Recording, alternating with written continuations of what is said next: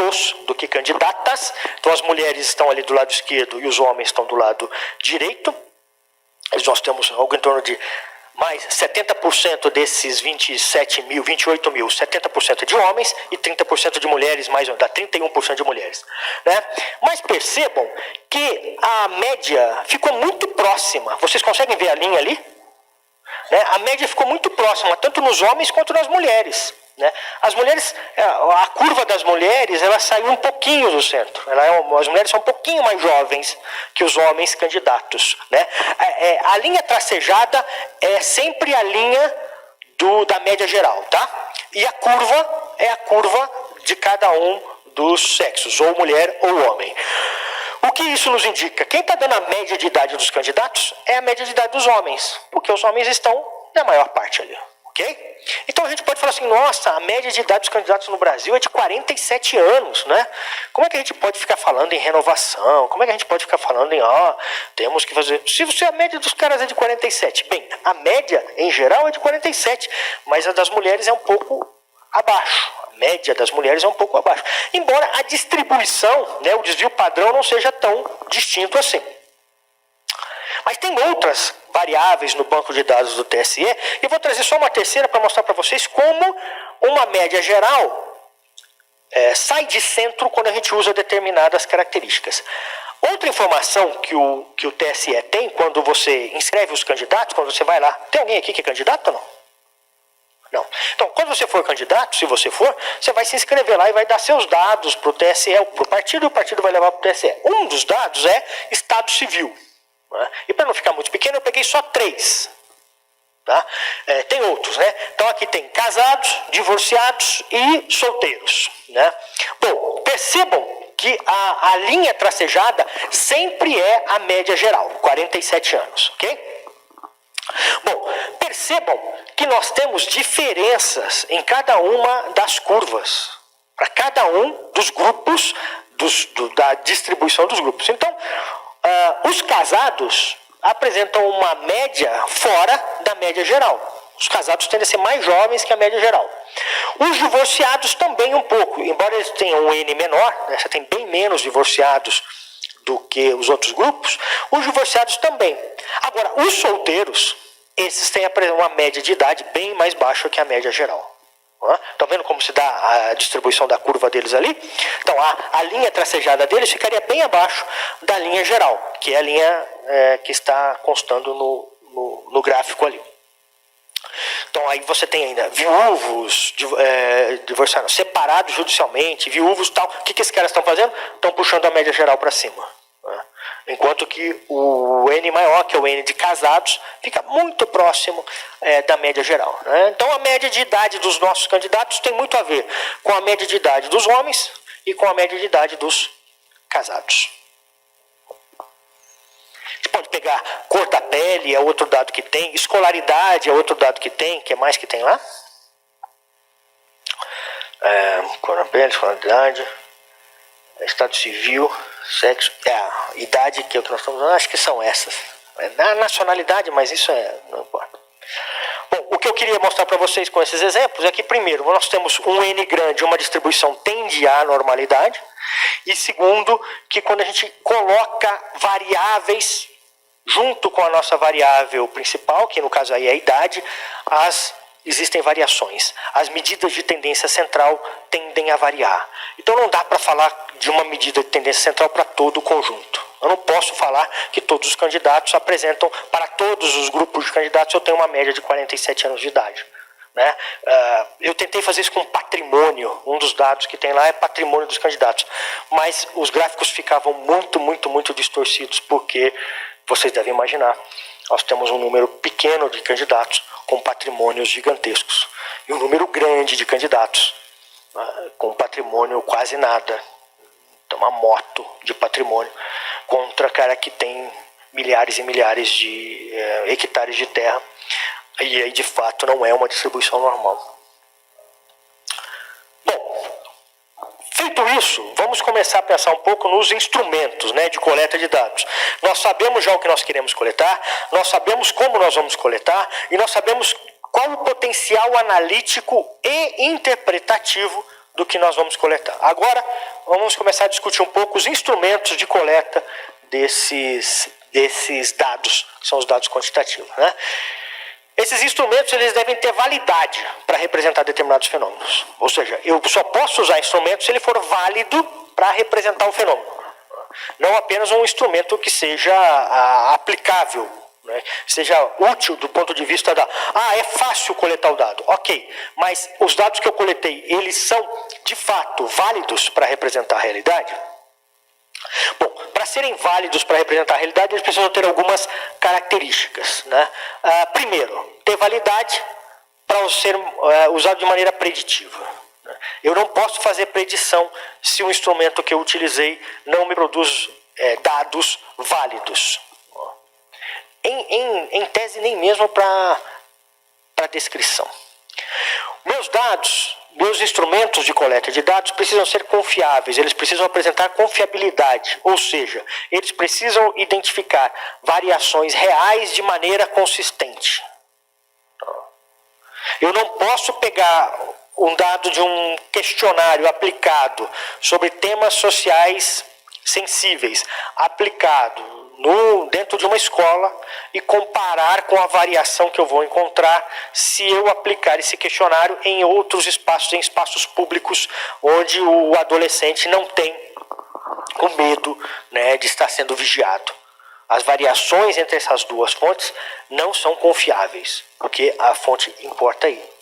Tem que ser fidedigno, né? Ou seja, ela precisa apresentar estabilidade dos resultados quando eu replicar o meu instrumento no mesmo objeto.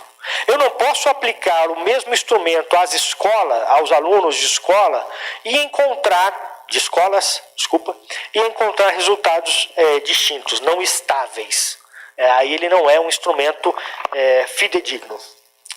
Deve ser preciso, ou seja, eu quero buscar com exatidão a informação que eu preciso, e porque aí as variações representarão de fato variações reais, né? Não variações causadas por desvios do instrumento de coleta de dados. E vou voltar aqui.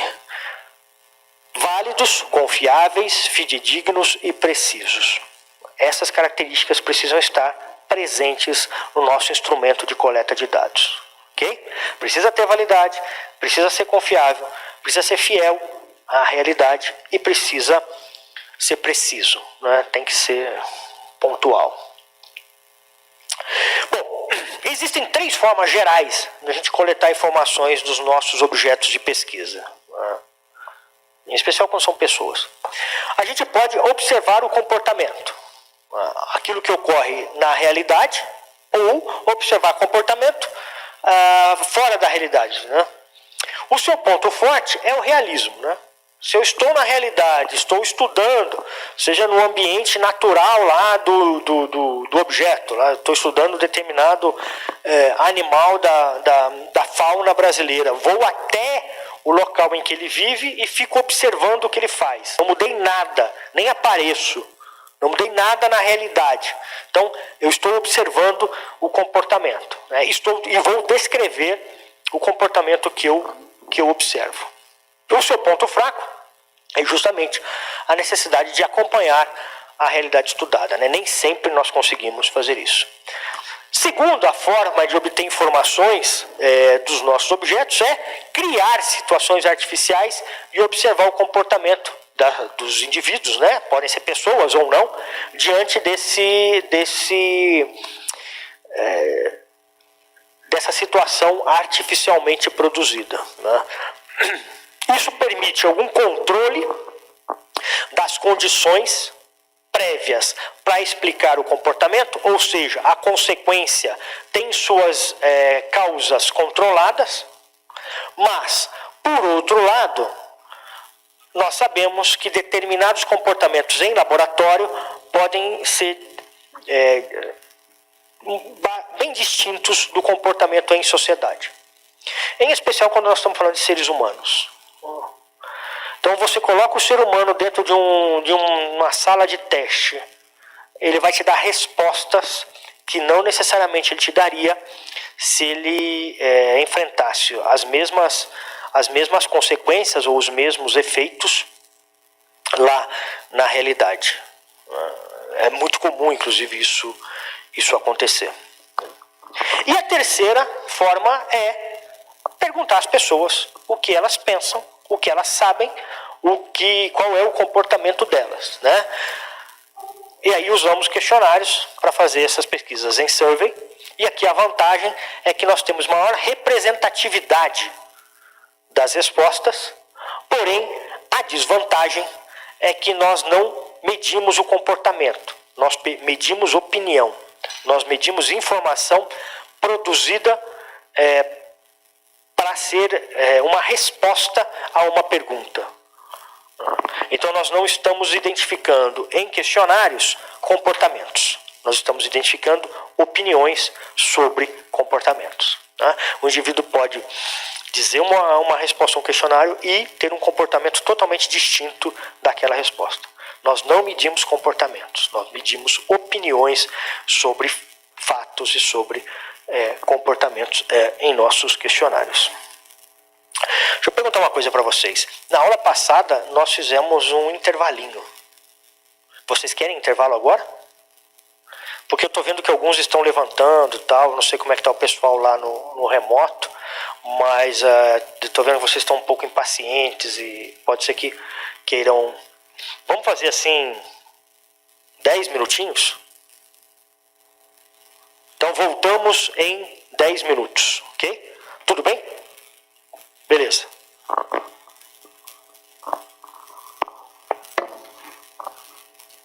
Ok lá para o pessoal remoto? Beleza? Então tá. Bom, então nós estávamos falando sobre as formas de acessar dados e de buscar os dados, que são basicamente essas três, né? Ou a gente observa o comportamento no espaço natural, ou a gente cria uma condição em laboratório e aí para medir os efeitos de determinadas causas sobre as consequências, ou então a gente pergunta às pessoas, né?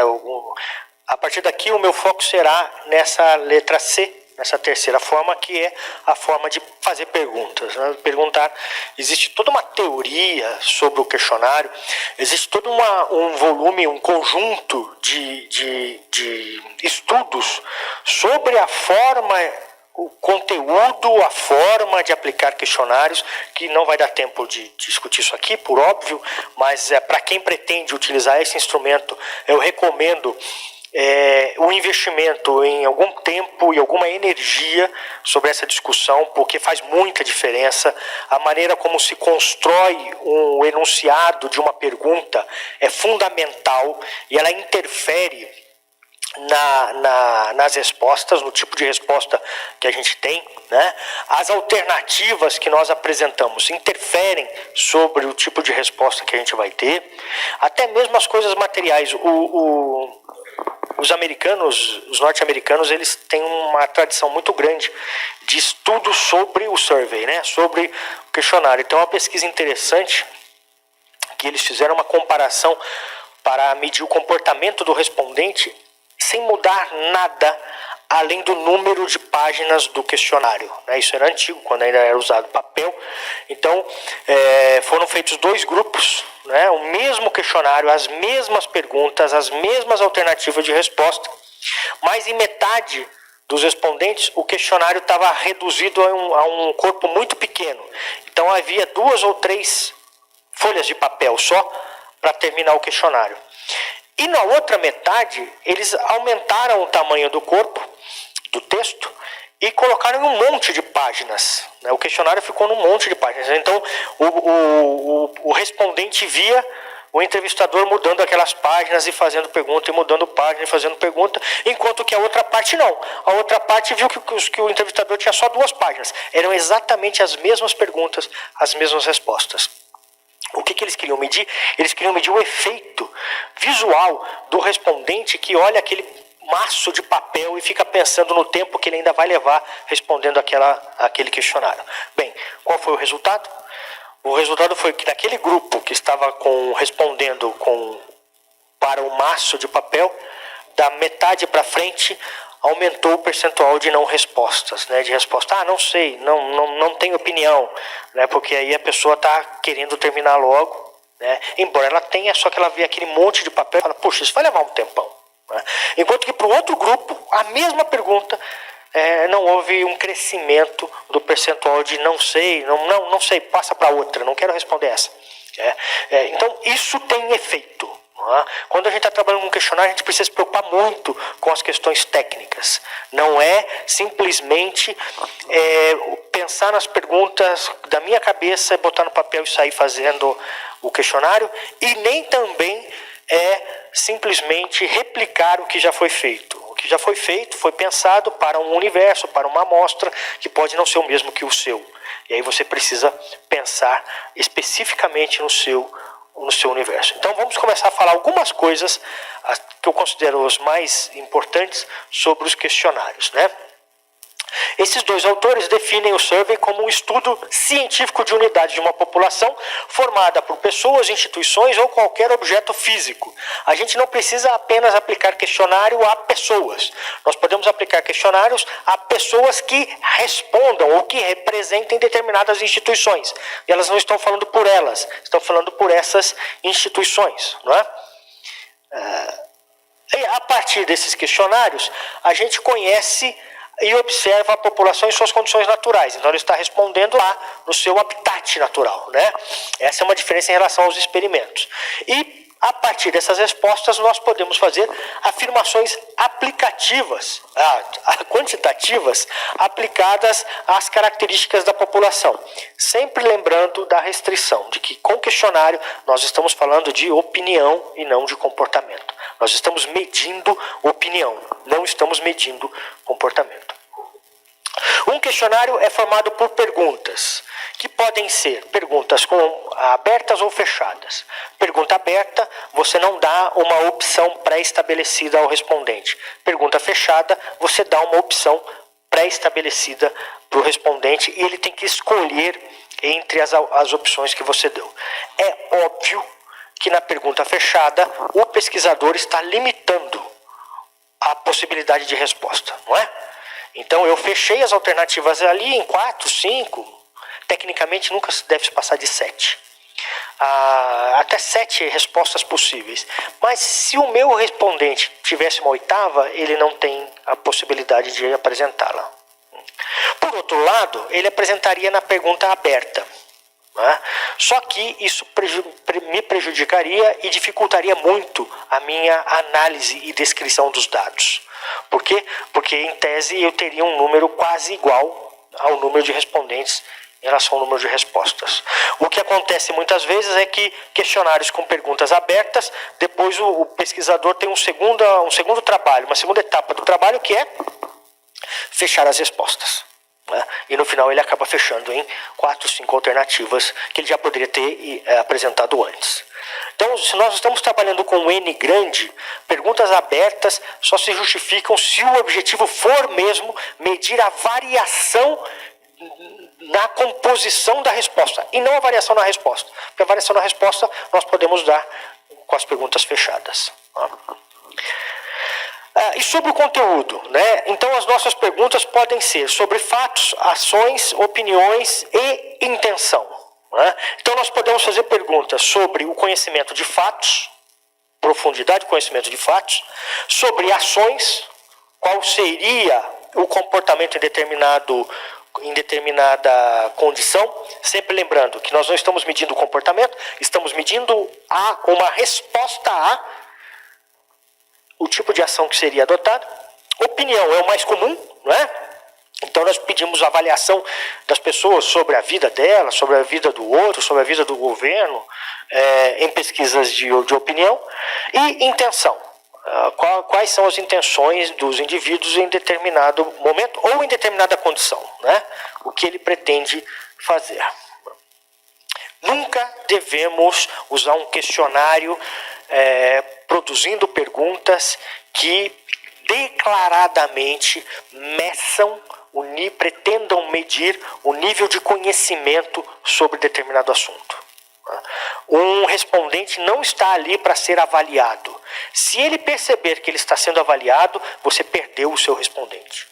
O seu respondente vai passar a responder de forma artificial, não mais natural. É preciso que haja uma relação entre o entrevistador e o entrevistado para que as respostas sejam o mais natural possível.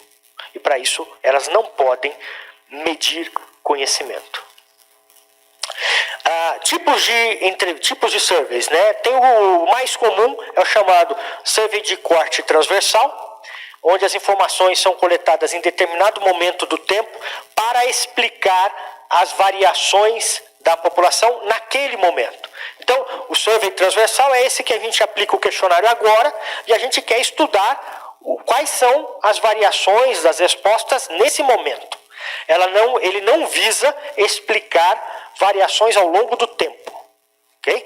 Quem busca explicar variações ao longo do tempo é o chamado survey longitudinal. Okay? Esse sim, eu quero medir mudanças ao longo do tempo. E no survey longitudinal nós temos 3 tipos principais de surveys. O chamado estudo de tendências é quando a gente repete a pergunta para a mesma população, mas não para a mesma amostra. Né? O mais comum agora que nós estamos vivendo um período eleitoral é as pesquisas que repetem a pergunta: em quem você votará no dia 7 de outubro? Os candidatos são esses. O Instituto vai e faz essa pergunta em abril, maio, junho, julho, agosto, setembro, uma vez por semana, 4 pesquisas em setembro. O que ele está fazendo? Ele está estudando tendência. Por quê? Porque ele está numa mesma população, eleitores brasileiros, a mesma pergunta, em quem você pretende votar, porém não é para a mesma amostra. As amostras são diferentes em cada uma dessas pesquisas. Né? Os indivíduos perguntados não são os mesmos ao longo do tempo. Eles apenas compõem a mesma população. Eu pergunto sempre para eleitores brasileiros em quem eles vão votar, mas não pergunto para o mesmo eleitor em quem ele vai votar. Então, num estudo de tendência, eu não sei se o indivíduo mudou de opinião, porque eu não estou perguntando para o mesmo indivíduo. No estudo de tendência, eu sei se o agregado de indivíduos está mantendo ou mudando a sua opinião. Né? Avaliação de governo.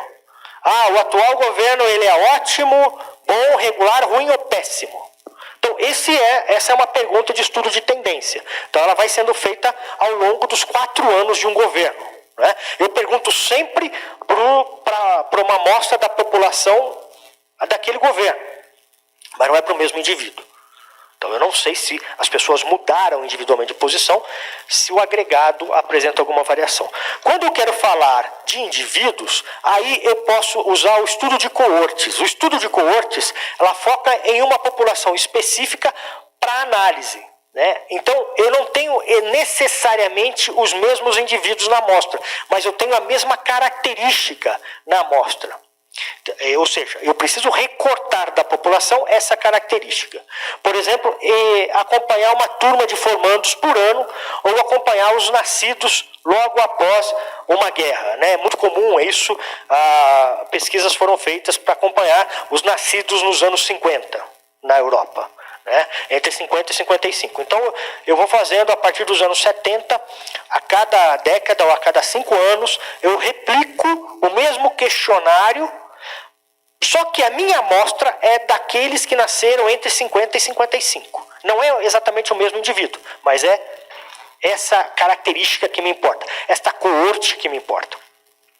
Ou eu posso aplicar um questionário para os formados em medicina, né, em tal período. Eu posso aplicar esse questionário todos os anos, não vou necessariamente entrevistar os mesmos médicos, mas eu vou entrevistar aqueles indivíduos que têm essa característica, médicos formados em tal ano ou em tal período, ou seja, pessoas que pertencem a essa coorte. O que me importa aqui é a coorte, não é o indivíduo. O que me importa na tendência é pertencer à população. Né? Na coorte é um subgrupo da população. Mas quando eu quero identificar a mudança no indivíduo, a mudança de opinião no indivíduo, aí o survey longitudinal recebe o nome de painel. O que é um painel? É aquela entrevista que eu replico a mesma pergunta, o mesmo questionário para o mesmo indivíduo ao longo do tempo. Então, a minha amostra é a mesma no painel. E aí eu sou capaz de dizer se houve mudança individual de opinião ou não. Se as posições mudaram ao longo do tempo. Né? Qual é a limitação de um painel?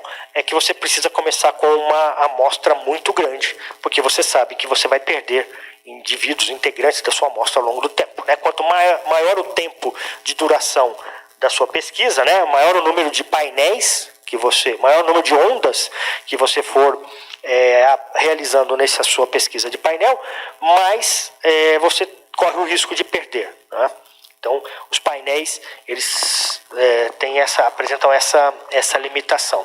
Porém, é a única forma de nós identificarmos mudanças de opinião nos indivíduos. Mudança de opinião no nível individual.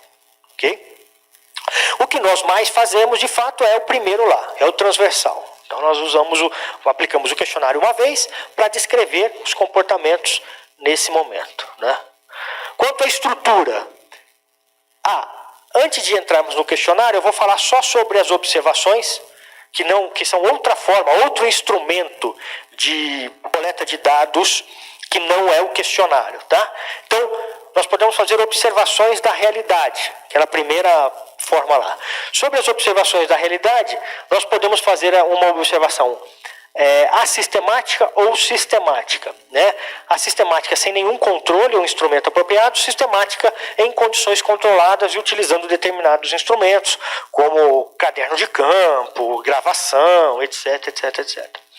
Quanto à participação, eu posso ter uma observação não participante, quando eu estou de fora, né, e nem sou percebido pelo grupo que eu estou estudando, que eu estou observando, ou uma observação participante, quando o observador integra aquele grupo e, portanto, a participação dele interfere no comportamento daqueles indivíduos. Aqui, nas observações, estamos preocupados com analisar comportamentos e não opiniões. Quanto ao número, eu posso ser um observador individual ou eu posso ter uma equipe de observação. Normalmente, nossas pesquisas que fazem observação são apenas o pesquisador. Né? Quanto ao local, pode ser em campo ou pode ser em laboratório. Né? Ou seja, eu vou fazer observação lá no campo, ou eu trago as pessoas aqui e fico observando o comportamento delas fora do habitat delas natural. Vai depender muito do objetivo da minha pesquisa.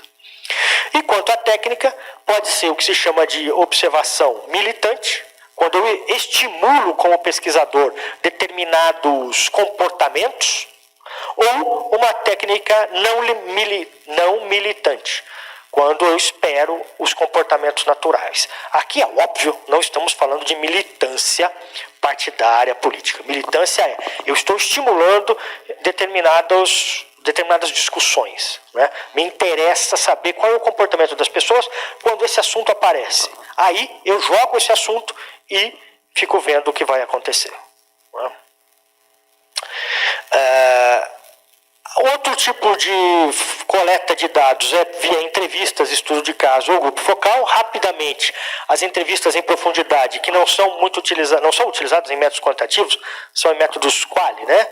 Estruturadas ou não estruturadas. Estruturadas é quando tem algumas questões que tem que se repetir para todos os entrevistados e vai depender, a diferença vai ser só nas respostas e não nas perguntas.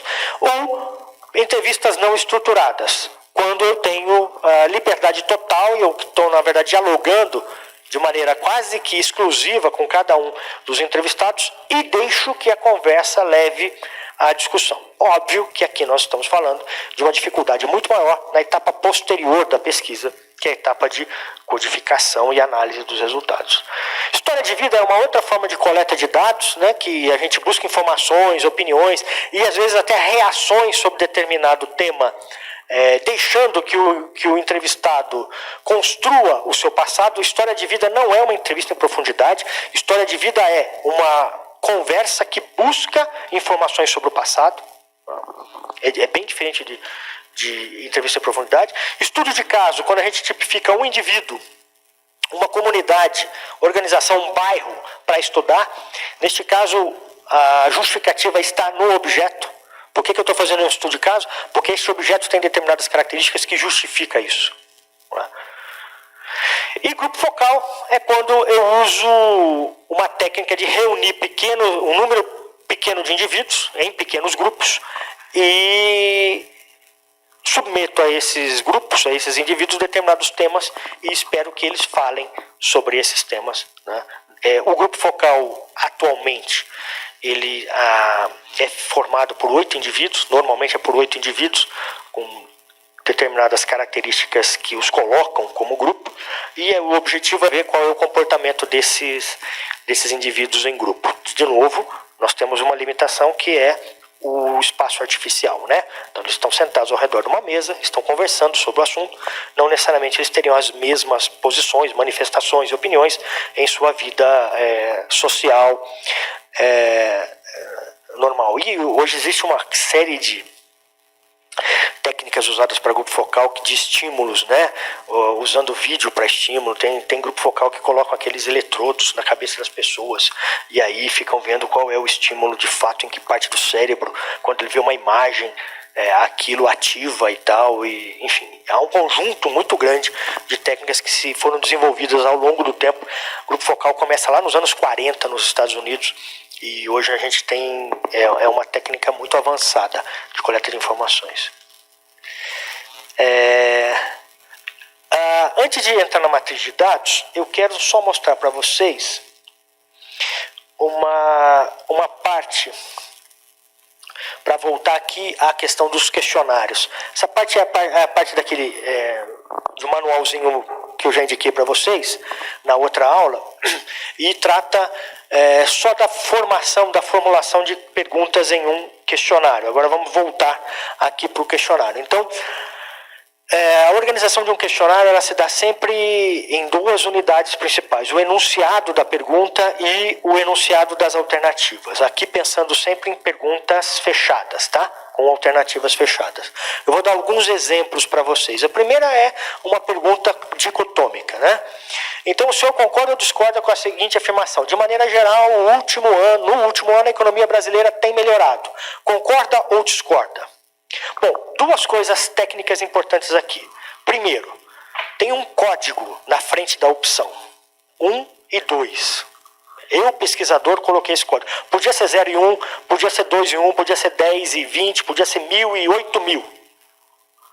O que não pode é ser parênteses para colocar um xizinho. Pelo amor de Deus, esqueçam esse negócio de parênteses, xizinho em questionário. Não sei quem inventou isso. Não faz o menor sentido. Esse código 1 e 2 é que nos interessa. Porque isso é o que vai para o banco de dados. E não xizinho. Ok? Então, anoto ali 1 e 2. Segunda coisa, percebam que tem, além de concordo ou discordo, 2 outras alternativas. Não sabe e não respondeu. NS e NR. Mas percebam que está em caixa alta. Está em caixa alta porque tudo que está em caixa alta num questionário não deve ser lido ao entrevistado. Em caixa alta é uma conversa do questionário com o entrevistador. Okay? Neste exemplo aqui, o entrevistador não deve ler as alternativas não sabe e não respondeu. Agora, se o entrevistado responder, não sei, o entrevistador tem uma alternativa para marcar. O entrevistado não sabe disso. Mas o entrevistador sabe, ok?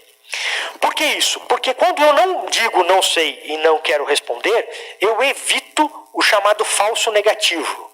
Ele até tem uma posição, mas é mais fácil dizer, não sei, já que tem essa alternativa. Então, quando eu não dou alternativa e ele diz não sei, é porque isso não é um falso negativo. Né? Isso é um negativo verdadeiro, né? Ele não sabe mesmo. Tá? Então, tecnicamente falando, há vantagens e desvantagens, tá? Mas para evitar o falso negativo, não oferece a alternativa não sabe, não respondeu, mas deixa ali para o questionário, para o entrevistador saber. Terceira coisa, por que 8 e 9? Porque eu pulei ali 1, 2, 8 e 9. Porque, como eu disse para vocês, tecnicamente falando, quando nós estamos trabalhando com respostas fechadas, não se deve dar mais que 7 alternativas para o respondente. Se você der mais que 7 alternativas para o respondente, ele começa a esquecer as primeiras e aí ele tende a responder as últimas. Então você tem um crescimento artificial de respostas nas últimas alternativas, porque eu já não lembro mais quais foram as primeiras. Essa coisa é tão séria, por exemplo, agora, durante a eleição, os institutos têm que colocar 13 nomes de candidatos a presidente, né? Ou colocar 10 nomes de candidatos a governador. Bom, como é que eu faço isso? Eles não têm uma lista. Porque se eu der uma lista, ordem alfabética, o que quer que seja, eu vou favorecer os últimos nomes. Esses vão ser sempre os mais presentes. O que os institutos fazem, eles têm um disco e apresentam esse disco, eles rodam esse disco e apresentam o disco. Olha, se as eleições fossem hoje e os candidatos fossem estes, em quem você votaria? Ou seja, no disco você não tem a sequência contínua. Ele vai sempre mudar de um respondente para o outro. E com isso você minimiza o efeito do esquecimento de mais de 7 alternativas. Então, tecnicamente falando, nós temos até 7 alternativas em questões fechadas. A 8ª é não sei e a 9ª é não respondeu. NS e NR. Tá? Ah, mas eu sempre vejo nos relatórios de pesquisa não sei e não respondeu juntos. Sim, no relatório você pode reunir, mas o conteúdo da resposta é diferente. Uma coisa é eu não saber, outra coisa é eu não querer responder. Essas duas informações precisam estar separadas no seu questionário, porque elas indicam respostas distintas. Descer aqui um pouquinho. Aqui tem um outro exemplo de perguntas. Bom, nessa aqui nós teríamos no nosso banco de dados uma coluna chamada A1 e para cada entrevistado eu teria os códigos 1, 2 ou 8 ou 9, certo? Agora eu tenho uma segunda alternativa de formulação de pergunta, que é quando eu tenho perguntas de múltipla escolha. Né? Então aí o respondente pode marcar mais de uma, certo? Então a minha pergunta é, quando o assunto é política, com quem o senhor costuma conversar? Pode responder mais de uma. Parentes mais próximos, pai, mãe, filho, tio, avô, parentes mais distantes, primos, segundo grau, amigos ou pessoas que mantenham contato permanente, colegas de trabalho, escola ou do bairro, chefe imediato no trabalho, professor ou líder religioso, pessoas conhecidas em redes sociais ou outras pessoas. Não sabe, não respondeu, está em caixa alta, eu não falo. Para cada uma dessas ele pode dizer sim ou não. Aí eu anoto ali se ele indicou aquela resposta. Percebam que eu não tenho mais uma alternativa que vai de 1 a 7, 8 e 9. Eu tenho agora um código alfanumérico ali. A11, A12, A13. Por quê? Por ser múltipla escolha, eu não vou ter no meu questionário uma coluna A1. Eu vou ter uma coluna A11, outra coluna A12, outra coluna A13, outra coluna A14. E para cada uma dessas colunas vai ter 0 ou 1. Se ele não marcou é 0, se ele marcou é 1. Presença e ausência. Okay? Depois, no meu banco de dados, eu consigo reunir essas informações e identificar qual é o percentual de presença de cada um deles e quando um está próximo e quando um está presente, o outro também aparece. Tá? Aqui, múltiplas escolhas, respostas de múltiplas escolhas, eu preciso ter no meu banco de dados uma coluna para cada possível resposta e o código no banco de dados será 01. Voltando aqui. Esse aqui é um outro formato de pergunta quando a gente tem respostas ordenadas. Né? Então aí a pergunta é, responda qual a ordem de maior importância que o senhor dá para as opiniões políticas das seguintes pessoas. O 1 significa opinião mais importante e o 6 é opinião menos importante. Veja que tem um parêntese e tem um caixa alta ali. Aquilo ali não é para ser lido para o respondente. É o questionário falando com o entrevistador. Use 8 para não sabe e 9 para não respondeu. Okay? Então vamos lá. Familiares, amigos, colegas, chefe de trabalho, pessoas conhecidas, apresentadores de TV e rádio. Todos esses exemplos foram tirados de questionários reais, tá? Então as pessoas vão colocar ali uma ordem de 6, de 1 a 6, né, do mais para o menos. E depois nós vamos fazer o quê? No nosso banco de dados, sempre que aqui for código alfanumérico, isso representa uma coluna no banco de dados e não uma alternativa em uma única coluna. Aqui uma escala de Likert, como nós já vimos na aula passada, o que é uma escala de Likert, né? Aquela variável que é uma escala de 5 pontos, onde eu tenho 2 positivos, 2 negativos e um médio no meio aqui, que é, nesse caso aí, nem concordo nem discordo. Então a alternativa ali seria: qual a sua posição a respeito da seguinte afirmação? É sempre preferível a igualdade social, ainda que para tanto seja necessário restringir a liberdade individual. Concordo totalmente, concordo, nem concordo, nem discordo, discordo ou discordo totalmente. Perceba, eu li o enunciado e as alternativas sem nenhuma entonação.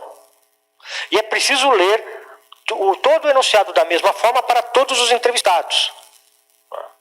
E não assim, bom, eu discordo disso aí. Eu, como entrevistador, discordo disso. Então eu vou lá e leio. Blá, blá, blá, blá. Concordo totalmente, concordo, nem concordo, nem discordo. Discordo e discordo totalmente. É evidente que só a minha entonação já está direcionando as respostas, né?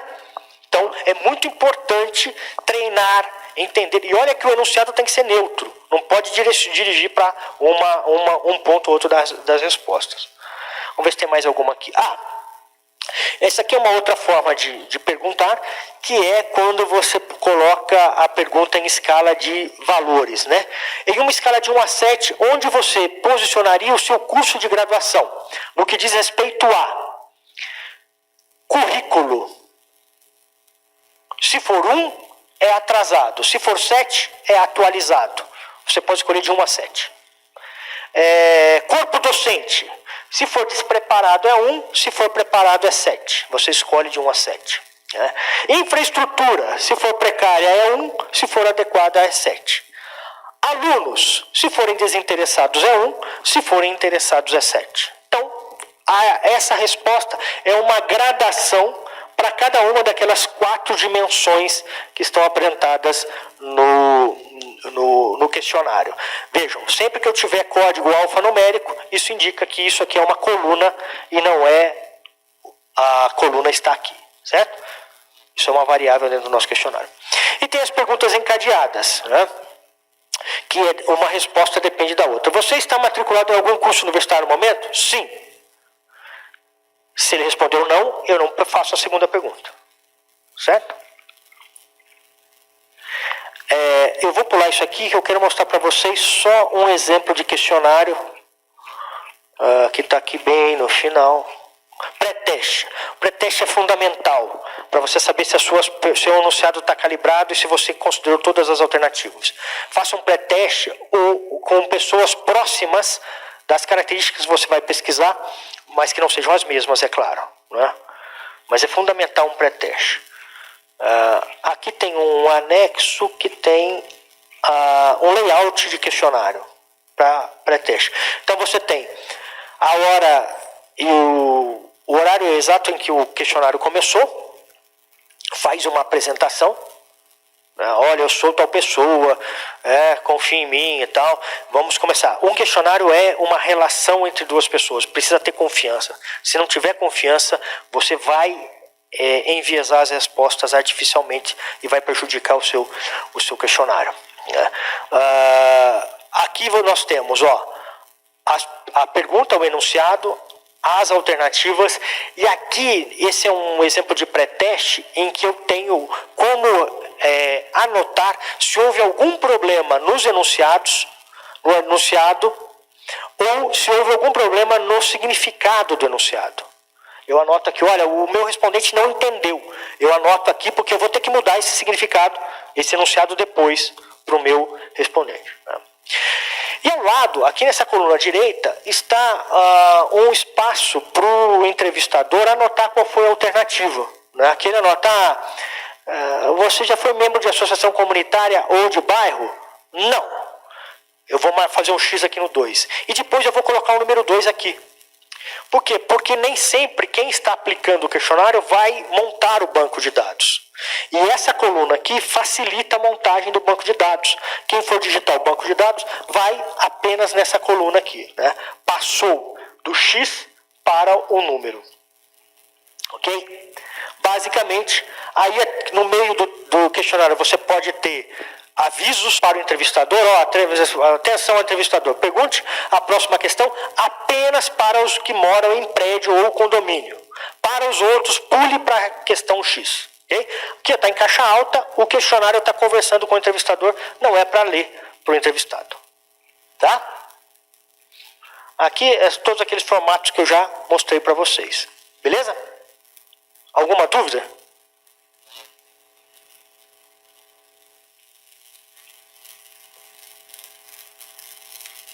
Não? Bom, então vamos adiante.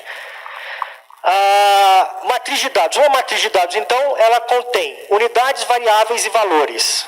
Tá? Como é que nós identificamos uma matriz de dados? Uma matriz de dados é isso aqui. Tá? Uma matriz de dados tem uma unidade, que é identificada sempre na linha, né? A linha indica a unidade. Tem variáveis, as variáveis sempre são indicadas nas colunas, e tem os valores. Os valores é aquilo que une a unidade à variável. Tá?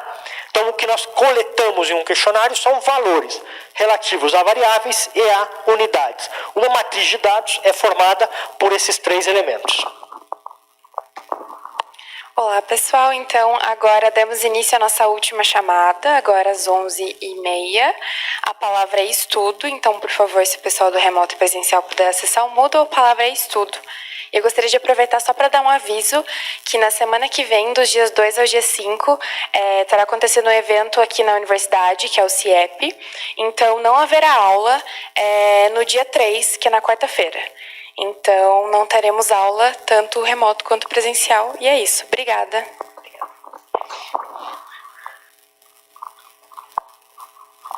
Então, isso é uma matriz de dados. Seguindo adiante. Isso aqui é um exemplo de um banco de dados. Né? Então, tem ali, as unidades são os identificadores, são as pessoas que responderam 1, 2, 3, 4... Aí tem as variáveis. Idade, estado civil, a nota que... Isso aqui é uma unidade de alunos. A nota que o aluno tirou na disciplina, o número de faltas que o aluno tem na disciplina. Aqui, ele respondeu o grau de interesse dele na disciplina, se é o interesse principal ou o interesse secundário. A disciplina não tem interesse para ele. A outra variável é tempo de ocupação, quanto que ele leva, quanto que ele tem de ocupação fora das aulas, né? Se ele trabalha e quanto que ele trabalha. E o tipo de escola que ele estudou antes de entrar na faculdade. Se era escola pública, privada, ou foi mais em pública ou mais em privada. Um banco de dados é isso. No lugar dessas palavras, nós temos códigos, temos números. Um número representa cada uma dessas categorias.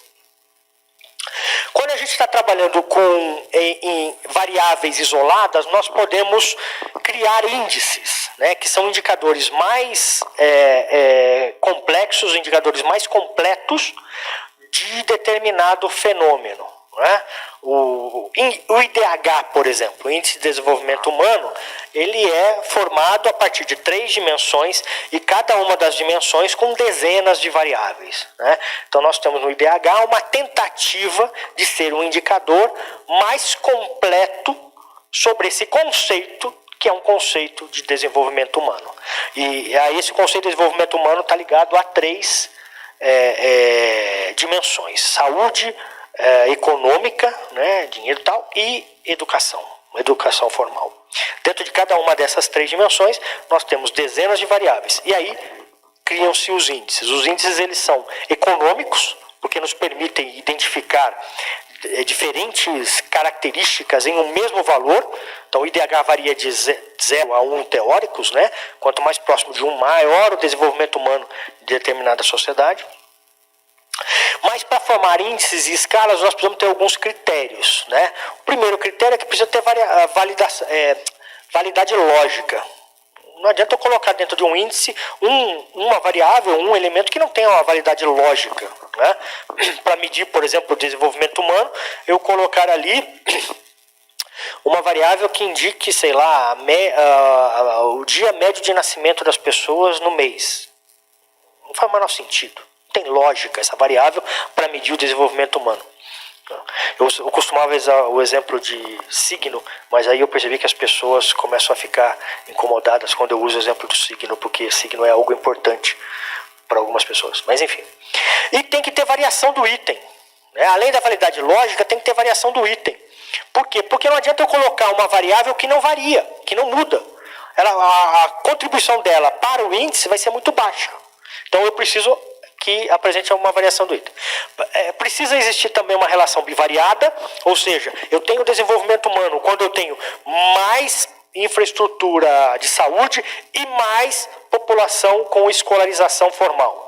Essas duas coisas variam juntas, né? Elas não são opostas.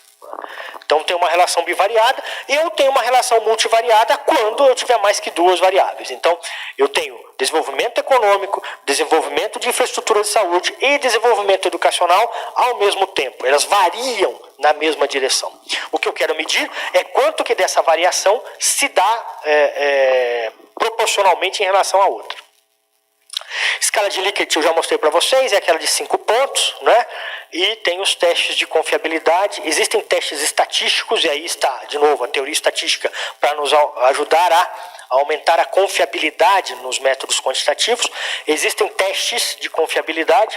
No caso da escala de Likert, o mais comum é o alfa de Cronbach, que nos permite identificar se aquelas variáveis que nós colocamos no índice, de fato, têm variância do item e variação lógica. Ou seja, se elas estão variando na mesma direção e se elas estão variando, né? Eu posso imaginar na literatura que uma determinada característica deva ser medida por 4 variáveis. Eu coloco essas 4 variáveis no índice, testo a confiabilidade e descubro que para o meu objeto não preciso dessas 4, podem ser 3. 3 explicam melhor as variações do que as 4. Então eu retiro. Né? Ou então eu coloco as 4 e descubro que não estão explicando satisfatoriamente as variações. Eu preciso colocar alguma coisa além daquilo que estava previsto antes na literatura que eu estou usando. Né? Os testes de confiabilidade são fundamentais para quando a gente está construindo índices para tornar as nossas variáveis mais complexas, né? Mais representativas da realidade. Ok? Bom, vamos então passar aqui para o último ponto da aula, que é formas técnicas de representação tabular e representação gráfica dos nossos dados. Lembrando que representação ainda é a parte meio, não é o fim. O fim é a interpretação. O mais comum que a gente tem é a representação por tabelas, né? E podem acreditar em mim, existem técnicas para produzir tabelas que tornam elas muito mais explicativas do que outras que não respeitam determinadas características técnicas. O objetivo de uma tabela é resumir o conjunto de dados observados, né? E por isso nós usamos nas tabelas um resumo de dados em linhas e colunas. Cada uma tem a sua função, né? Não é aleatoriamente, tá? O que acontece nas colunas? As colunas indicam as características analisadas e as linhas descrevem as características indicadas. Coluna indica características, linhas descrevem as características. Uma tabela precisa ter título e o título de uma tabela deve sumarizar o conjunto de informações contidas nessa tabela. O que, onde e, se possível, quando. É claro que você não vai fazer um título de tabela que vire um parágrafo, né? Mas uma frase você pode ser bastante informativo, deve ser informativo dos dados que estão naquela tabela. Tem o cabeçalho, que especifica o conteúdo de cada coluna, ou seja, o cabeçalho está abaixo do título e ela identifica quais são as características que serão descritas e sumarizadas naquela tabela. A coluna inicial, que é a coluna da esquerda, é a coluna indicadora, onde estão as indicações dos conteúdos para cada linha. O corpo é o centro da tabela, onde estão os dados propriamente ditos, as variações propriamente ditas. E as células são as casas onde se encontram cada dado sobre determinada coluna e linha. É fundamental também que tenha uma indicação de fonte no rodapé da tabela. Sem isso, nós não temos uma tabela tecnicamente adequada. Este é um exemplo de tabela tecnicamente adequada. Você tem um título, percentual de estado civil do respondente por interesse na disciplina. É uma tabela para aquele banco de dados que eu usei ali como exemplo antes, tá? Nós temos o cabeçalho, que é grau de interesse, estado civil, solteiro e não solteiro, porque aqui não é casado, é solteiro ou qualquer outra coisa que não seja solteiro. A coluna indicadora me indica as variações do grau de interesse. Nesse caso aqui são duas variações, né? Eu tenho o grau de interesse principal ou o grau de interesse secundário nessa disciplina. O corpo da tabela está me indicando os percentuais, porque o título da tabela começa com percentual, né? Então, o corpo da tabela me indica os percentuais de solteiro e não solteiro que tem interesse principal e secundário. Sempre que vocês trabalharem com tabelas com percentuais, prestem muita atenção onde está fechando 100%. Você só pode comparar onde está fechando 100%. Aqui eu só posso comparar principal e secundário para solteiros e principal e secundário para não solteiros. Então eu não posso comparar os percentuais entre solteiro e não solteiro para principal, porque eu não estou fechando 100% ali. Se na minha tabela o 100% estivesse aqui, aí sim, esses percentuais teriam que ser 100%, mas ele está fechando aqui. Então eu tenho 29, 30% de solteiros que têm interesse principal e 70% de solteiros que têm interesse secundário.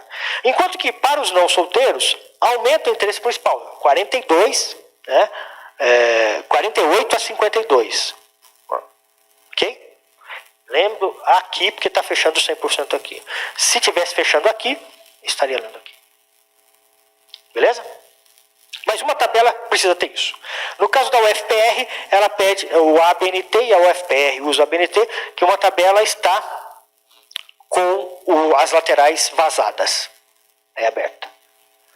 Diferente do quadro. Lembra o primeiro quadro que eu mostrei para vocês, sobre as 3 estratégias? Aquilo não é uma tabela, aquilo é um quadro. Por quê? Porque aquilo não tem corpo. Aquilo não tem número, não tem distribuição de valores no centro da imagem. Aquilo é uma forma de representar sumariamente determinadas definições. Aquilo é um quadro e o quadro não pode ser vazado nas laterais. Tecnicamente falando, isso é a diferença, ajuda a indicar a diferença entre tabela e quadro. Tabela é vazada nas laterais. Quem não for da UFPR, sugiro que busque informações na sua instituição sobre qual é a formatação adequada, porque isso varia, né, de instituição para instituição, porque as normas da BNT, além delas mudarem, e a gente nem sempre está atualizado, elas também oferecem diferentes formas de finalização de formato.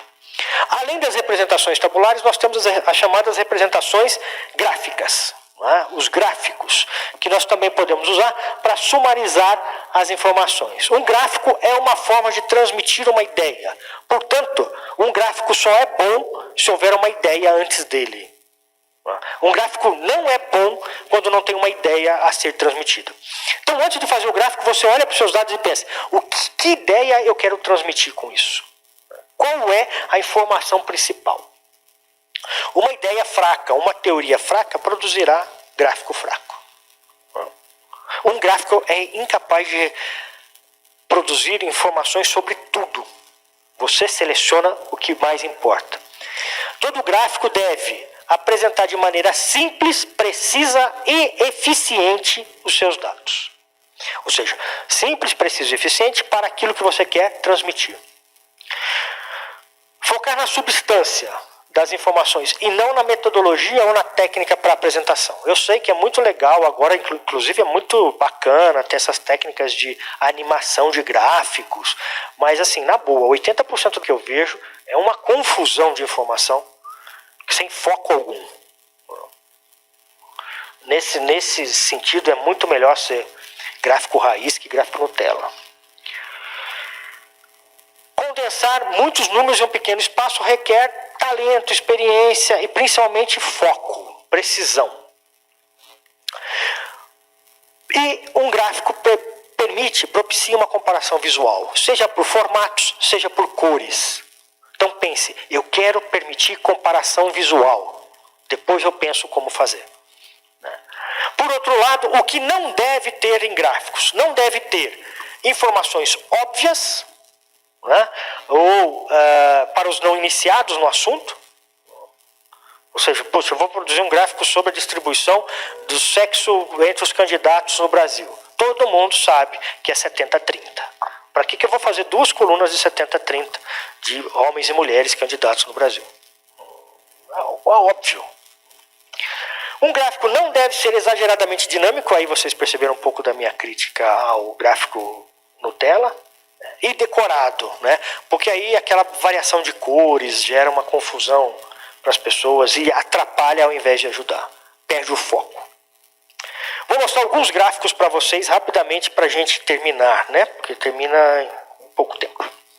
Histograma. O histograma é o gráfico básico.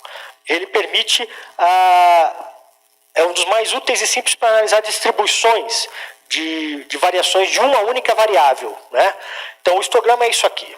Isso aqui é um histograma das notas dos alunos daquela disciplina lá. Então o tamanho da altura da coluna me mostra quantos alunos tiraram cada nota naquele intervalo. Então eu tenho poucos alunos tirando entre 40 e 60, poucos alunos tirando entre 90 e 100, né? Tenho muitos alunos tirando entre 60 e 80, mas principalmente entre 70 e 80. Né? Então, este histograma me permite produzir aquela curva normal, aquela curva de Gauss, para saber se a minha distribuição é normal ou não. Aí eu tenho a distribuição de uma única variável, né? Eu não posso comparar variáveis em um histograma. Né? Bom, gráfico de dispersão é quando eu já tenho duas variáveis e eu pretendo relacionar as duas variáveis entre si, para tentar entender quanto a variação de uma está associada à variação de outra. Né? Este aqui, por exemplo, é um gráfico de dispersão para as variáveis idade e nota média que o aluno tirou. Né? Então nós temos ali a maioria dos alunos entre 20 e 30 anos, e as notas ali variando entre 60 e 90, 40 e 90, desculpa. E a minha amplitude de idade vai até os 50 anos. Né? Então tem poucos alunos ali acima de 45, 50, acima de 40, 50 são poucos, mas eu tenho essa amplitude. E aquela linha está me mostrando que é uma pequena queda da nota linear quando eu considero a idade. Então conforme eu tendo a aumentar a idade do aluno, tende a haver uma pequena queda, não é uma queda significativa, né? Estão vendo que não tem ali um ângulo acentuado na linha, a linha é quase reta. Quando aquela linha é reta, ela não tem ângulo, significa que as duas variáveis não estão associadas. Né? E em um gráfico também, já que a gente está falando de questões técnicas, a variável que vai no eixo X, no eixo de baixo, é a variável explicativa. A variável dependente, a variável que a gente está querendo explicar, ela sempre está no eixo Y, é a variável Y, então é o eixo vertical. O que esse gráfico está me dizendo é que eu quero estudar a nota, o que explica a variação de nota dos alunos. E estou usando a idade para tentar explicar a variação de notas. Né? Então, a variação de notas, a média lá, é a minha variável dependente, né? E a média é a minha variável explicativa. Eu podia usar outras variáveis. Por exemplo, uma variável que tem lá no meu banco de dados é número de faltas. Aí sim a gente percebe um ângulo maior. Quando maior o número de faltas, menor é a nota. Né? Aí nós teríamos aquela linha com um ângulo maior. Tá? Gráfico de dispersão, então, é quando uma limitação do gráfico de dispersão, por óbvio, só pode ser entre duas variáveis contínuas. Né? Não pode ter uma variável categórica ali, porque ela não se distribui continuamente no espaço de um dos dois eixos. Gráfico de setores ou gráfico de pizza. Existe uma lenda a meu respeito que diz que eu não gosto de gráfico de pizza. É lenda. Eu não gosto de pessoas que usam gráfico de pizza. Não, mentira. O problema do gráfico de pizza é quando as pessoas não sabem usar, não focam na informação e não entendem a limitação de se tentar transpor um grande volume de informações em uma área fechada circular com setores. Né? Vocês já viram um gráfico de pizza assim que tem 18 fatias? Cada uma delas com uma participação percentual muito próxima uma da outra, ali em torno de 5, 6%, aí vira aquele caleidoscópio. Não tem gama de cor passível de dar conta de tudo aquilo. Bom, aquilo e nada é a mesma coisa. Essa é a minha implicância com o gráfico de pizza. Não com ele propriamente dito. É com quem não sabe usar ele. Outro problema é quando eu tenho um gráfico de pizza só com duas fatias. Uma fatia tem 95% e a outra fatia tem 5%. Para quê? Esse gráfico de pizza aqui, então, ele serve para demonstrar diferenças proporcionais. Não é indicado quando há muitas categorias, quando há muitas fatias, muitos setores, né? Porque aí não tem nem cor para diferenciar elas. Aqui, ó, é bacana. Né? Eu tenho aqui um percentual razoável. Primeiro, eu só tenho 2 setores, 2 fatias, solteiro e não solteiro. Né? E tenho aqui uma distribuição que está me indicando mais ou menos, né, 1/4 para 3/4. Bom, aqui se justifica um gráfico de pizza, né? Embora existam outros melhores. Mas fica a dica para vocês, por favor, prestem atenção quando for usar gráfico de pizza. E não adianta botar ele em 3D. Né? Não adianta fazer uma sombrinha. Se você está com 18 fatias, não vai funcionar. Né? Lamento. Para os amantes do gráfico de pizza. Boxplot, já ouviram falar nesse? Esse é um gráfico bacana porque ele te permite comparar uma variável contínua a uma variável categórica, a uma qualidade, a uma categoria. Né? Então, ele também é conhecido como gráfico de caixas, né? Em Portugal é gráfico de caixas e bigode, vocês vão saber por quê, já, aqueles que não conhecem. Então ele permite identificar variações internas e comparar entre categorias. Também permite a relação de uma variável contínua a uma variável categórica. É esse caso aqui, né? O boxplot está comparando a variável contínua, a idade, lá no eixo Y, né, com uma variável categórica que é se ele é solteiro ou não solteiro. O que eu estou querendo transmitir nessa imagem? Se há diferenças de idade entre os solteiros e os não solteiros. Né? Evidentemente, bom, perceberam por que eles chamam de gráfico de bigode? Por isso aqui. O que ele está me dizendo? Isso aqui é a mediana. Isso aqui é a mediana da idade, ou seja, abaixo desse valor eu tenho 50% dos casos de não solteiros e acima desse valor 50% dos não solteiros. Mesma coisa aqui, abaixo metade dos solteiros e acima outra metade dos solteiros. Dentro dessa parte inferior da caixa estão 25% dos casos, ou seja, está o segundo quartil. O primeiro quartil está da base até o limite da caixa. Primeiro quartil, segundo quartil, mediana separa exatamente ao meio, mais 25% dos casos, terceiro quartil, e mais 25% dos casos, quarto quartil. Daqui até aqui, eu tenho 100% dos meus casos. Bom, o que o boxplot está me dizendo aqui? Ele não está me dizendo apenas que a mediana da idade dos não solteiros é bem maior que a mediana dos solteiros, porque isso seria meio óbvio se fosse apenas isso. Percebam que a variação total da idade dos não solteiros é bem maior que a variação total da idade dos solteiros. Ou seja, os solteiros apresentam uma variação mais homogênea, e o boxplot está me dizendo isso. Né? E, além disso, eu posso olhar para dentro. Olha como o primeiro quartil dos solteiros é um primeiro quartil muito pequeno. Né? Tem uma variação muito pequena aqui. Todos os quartis dos solteiros, eles apresentam menor variação que todos os quartis dos não solteiros. Essa é outra informação bacana que esse gráfico está me dizendo. E mais, ele identifica o que ele chama de outliers, ou casos extremos. Esses dois casos aqui, que lá no meu banco está na linha 15 e na linha 32, são casos de solteiros que têm uma idade muito alta para estar nesse grupo dos solteiros. Então, o que ele faz? Ele faz um cálculo, para identificar até que ponto eu posso considerar que aquele caso é um caso normal ou é um outlier. Se ele for um outlier, eu jogo para cima e não deixo aquele caso influenciar a minha distribuição, a distribuição do meu box. Porque se eu fosse desconsiderar o 32 como outlier, olha, esse bigode aqui nessa linha e aqui em cima, ó, porque tem um caso aqui. Aí o que eu ia fazer? Puxa, não tem variação, ó. A diferença é muito pequena entre casados e não casados, né? Desculpa, solteiros e não solteiros.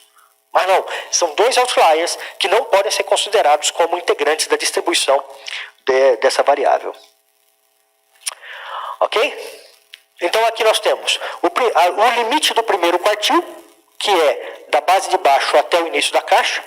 Aí a mediana, o limite do terceiro quartil, que é da parte de cima da caixa até o final dela, e o limite do quarto quartil. Né? Onde é que estão os casos extremos? Onde é que estão os outliers? Os outliers estão no que ele chama aqui de P10, ó, P10 e P10. Se eu tiver 10% dos casos abaixo daquele valor, desculpa, se eu tiver o valor de 10% com casos, esse é um outlier. Se eu tiver o valor de 10% com casos para cima, esse é um outlier. Neste caso aqui, nós só tivemos outliers acima do limite do quarto quartil. Nenhum outlier era muito jovem, por motivos óbvios. Isso aqui é uma pesquisa com alunos de universidade, né, de faculdade. Então ele tem que ter uma idade mínima para entrar na faculdade. Não posso ter ninguém com 10 anos, né, fazendo faculdade. Então eu não tenho outlier para baixo, mas eu tenho outlier para cima. Né, e o boxplot me permite identificar isso. Olha, histograma, gráfico de dispersão e boxplot te permitem fazer muitas representações gráficas dos dados que nós estamos estudando. Ok? Alguma dúvida aí? Não? Diz, por favor. Claro, pode. Se tiver uma justificativa técnica, você pode fazer até P1 e P99, tá? Mas precisa ter justificativa técnica para isso. Bom, então, para resumir a nossa aula de hoje, como eu imaginei que vocês iam estar muito cansados, né, eu pensei em fazer um resumo gráfico da nossa aula de hoje, para tentar mostrar para vocês que eu também não sou contra essas coisas de Nutella, não é só raiz, né? Então, eu chamei aqueles caras daquela tirinha para resumir para a gente. Então, a gente pergunta, o que é que nós somos? Quem me responde?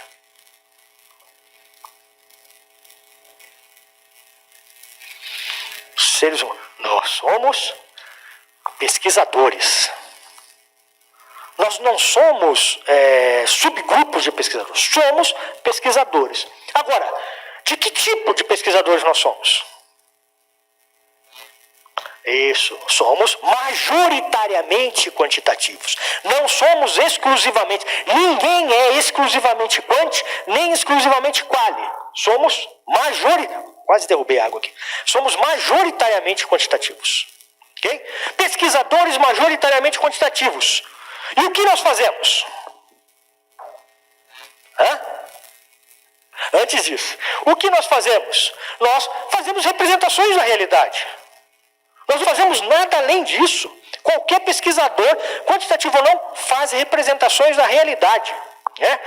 Agora, como é que nós fazemos a representação da realidade? Não é meditando não é. Nós fazemos representação da realidade com tabelas e gráficos, com números. Mas os tabelas e gráficos são apenas representações da realidade, não são a nossa realidade. A nossa realidade é aquilo que a gente está estudando. Né? Muito bem. Para que nós fazemos isso? Para que nós fazemos representações da realidade com tabelas e números? Ora, nós fazemos para analisar as variáveis. Perceba que falta ainda um espaço aqui. Logo, analisar variáveis não é a última coisa que a gente faz. Nós analisamos variáveis e depois? Nós interpretamos a realidade. Nós não deixamos de interpretar a realidade. Se deixarmos de interpretar a realidade, ficamos com esse fetiche do número, nós estamos fazendo apenas uma parte do nosso trabalho. O nosso trabalho vai até interpretar a realidade. E com isso nós voltamos lá no primeiro quadrinho. Para interpretar a realidade, nós fazemos pesquisa. Usamos ferramentas e instrumentos metodológicos para fazer pesquisa. Mas isso não é o fim. Isso é apenas o meio. O fim é interpretar a realidade com ferramentas, mecanismos, instrumentos estatísticos que nos permitem fazer essa representação. Mas nós temos que voltar à realidade depois. Beleza? Por hoje é isso. Se alguém tiver alguma dúvida, eu estou à disposição de vocês e do pessoal que está remoto também. Então podemos encerrar. Tudo bem aí? Valeu, gente. Obrigado pela atenção.